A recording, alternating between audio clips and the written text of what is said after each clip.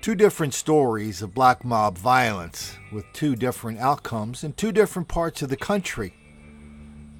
But really, they both all come down to one question.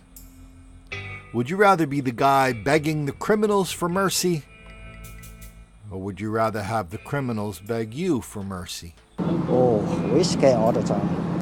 Store clerk DN2 says he was surprised but prepared when he saw a masked man pistol whipping his coworker.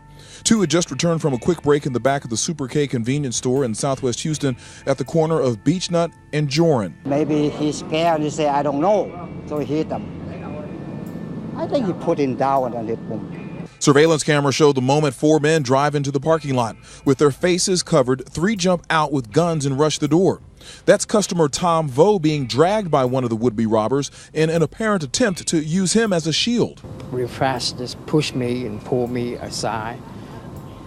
One of them with the two up and another two come in with a gun and start, making pop. The pop was the store clerk firing at the suspects. You see two run out quickly and then eventually a third. They make their way to the getaway car with the clerk running out to fire again. It's believed the suspects wound up just down the street at an apartment complex trying to flag down an ambulance. Clerk DN2 says he was wearing a pistol because the store had been robbed just 10 nights before. He doesn't think today's would-be robbers saw him until it was too late. You were ready to do what you needed to do. Exactly.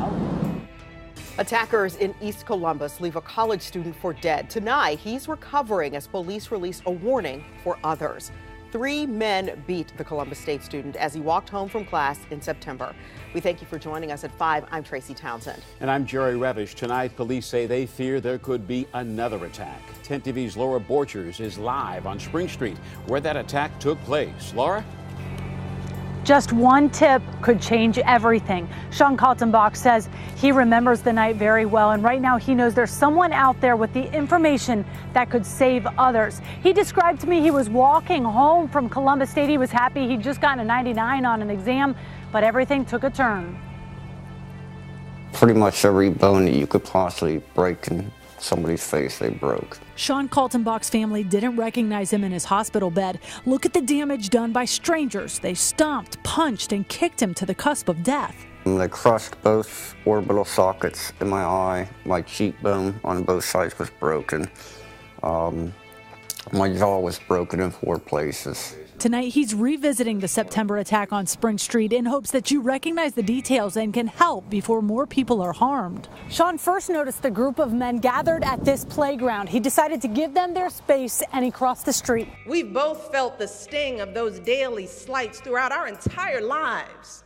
The folks who crossed the street in fear of their safety. But one of the men joined him, making small talk, and shortly after that man asked him what time it was, Sean was clobbered from behind. He was struck so hard it knocked him out. I remember getting pushed down to the ground and getting up and pushing one guy off me. I told him I don't have anything to steal. I had $18 on me and school books. There wasn't anything that's worth taking. And he said he don't care. Sean was then kicked out of consciousness again. It disturbs police. They're patrolling against more attacks, and they want you to prepare yourself with a plan. If you wait until it's already happening, you're already behind the 8 ball at that point. Arming yourself with mace or a gun isn't enough. They want you to walk through the steps you would take. Are you prepared to use that? And what happens if they get that weapon away from you? And despite a jaw wired shut, Sean is speaking out. You guys are nothing but animals. You have no compassion for human life other than your own. And if you keep living like this, it'll catch up to you sooner or later. And despite headaches and surgeries, Sean says he is focusing on hope that someone out there will come forward with the information that cracks this case tonight. 1 in 3 African American men, if the trends that we see today continue, will spend some time in jail or prison.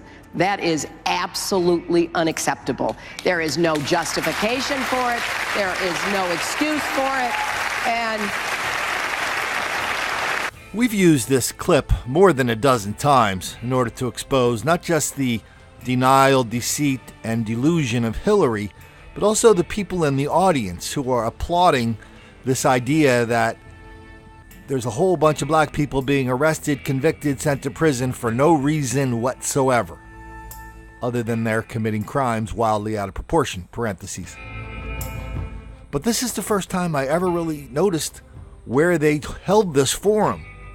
The forum is held in Columbus, Ohio. You can see it up there in the upper right hand of the screen. And, Columbus, of course, is a dirty, dark, dangerous city. Lots of no-go zones. Lots of black people leaving the no-go zones to prey on students at Ohio State University or the student we just saw here. So, how many times do we see this over and over and over? The denial, the deceit, the delusion.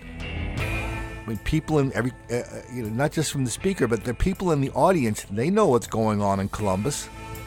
They know when they can leave their homes. They know where they wouldn't dream of going after 6 o'clock at night, or even at 12 o'clock in the afternoon. They know when they look in the paper and they see that a student just got beat up, almost killed, coming home from college. They know who is responsible. And the two black reporters who said the crime in Columbus was random, when they know full well that the people who beat the hell out of that white kid were black people, and that is the overwhelming pattern of violence in Columbus. So I don't know if they're just being dumb. I don't know if they're in denial or if they're just being plain deceitful.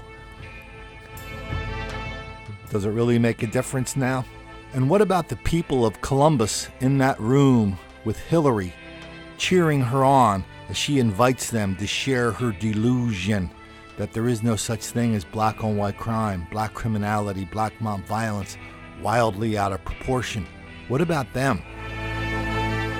How sick are they? How many people in this country have the same sickness? How many people really don't care what their sickness is, as long as we don't make the black kids angry?